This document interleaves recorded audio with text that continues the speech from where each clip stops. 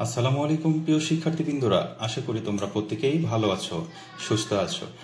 শিক্ষার্থীবৃন্দ, তোমরা যারা নবম শ্রেণীতে 2024 সালে নতুন কারিকুলামে পরীক্ষা দিচ্ছ অর্ধবার্ষিকী, যেটা সামষ্টিক মূল্যায়ন 2024, তোমাদের 15 তারিখে যে পরীক্ষা অনুষ্ঠিত হতে যাচ্ছে, 15 তারিখের বিষয়টা হচ্ছে ইসলাম শিক্ষা।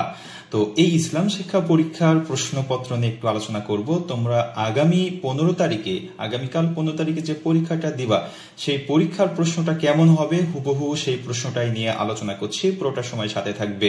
আর যারা এই মুহূর্তে আমার চ্যানেলে জয়েন করেছো, অবশ্যই চ্যানেলটিকে সাবস্ক্রাইব করে বেল আইকনটি অন করে দিবা, কারণ পরবর্তী যত প্রকার সাজেশন প্রশ্ন আছে সবার আগে পাওয়ার জন্য।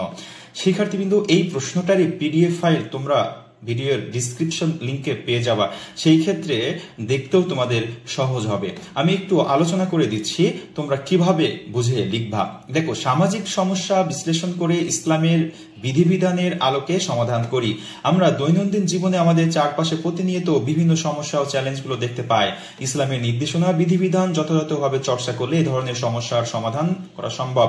তুমি যে এলাকায় অঞ্চলে বসবাস করো, সে এলাকায় বিভিন্ন সামাজিক সমস্যা সমাধানে ইসলামের বিধিগুলো বিশ্লেষণ করবে।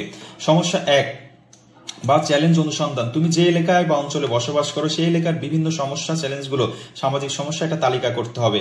মানে কি কি সমস্যা আমরা পড়ছি বিধিবিধান অনুসারে, ইসলাম অনুসারে। এরপর তোমার একজন সহপাঠীর কাছ থেকে জেনে নাও কি কি সমস্যা বা চ্যালেঞ্জ খুঁজে পেলো। তাহলে তুমি একটা তালিকা করবা কি কি সমস্যা পাচ্ছ। সেটা হইতে পারে মাদক সমস্যা, হইতে পারে ইফটিজিং, হইতে পারে বড়দের সম্মান না করা ইত্যাদি।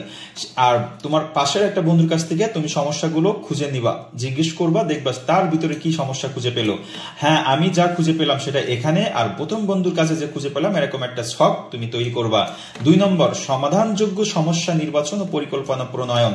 মানে তোমার এলাকায় বিভিন্ন সামাজিক সমস্যা খুঁজে পেয়েছো, এবার 4 জন সহপাঠী আলোচনা করবে। কাজ 1-এর তালিকা হতে একটি সমস্যা নির্বাচন করো যে সমস্যাটি সমাধান করা তোমাদের পক্ষে সম্ভব। তাহলে তুমি 1 নম্বরে যেই তালিকাগুলো করবা, সেই তালিকায় যে কোনো একটা এমন একটা সমস্যা খুঁজে নিবে যেন খুব সহজেই তোমরা সমাধান করতে পারো, ভালোভাবে লিখতে পারো।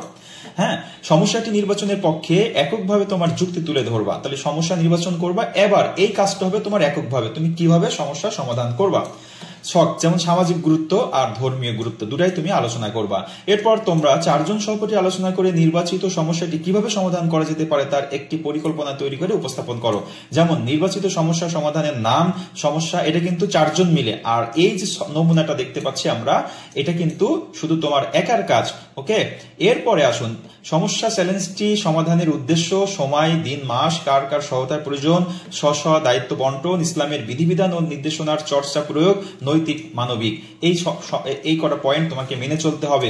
প্রতিবেদন লিখতে হবে। তোমার বিদ্যালয় বা এলাকার একটি ইতিবাচক উদ্যোগ চিহ্নিত করো। ইসলামের নির্দেশনা বিধিবিধান ও রীতিনীতি ইত্যাদির আলোকে ইতিবাচক উদ্যোগটির স্বরূপ, উদ্যোগ গ্রহণের কারণ ও ফলাফল বিশ্লেষণ করে একটি প্রতিবেদন করতে হবে।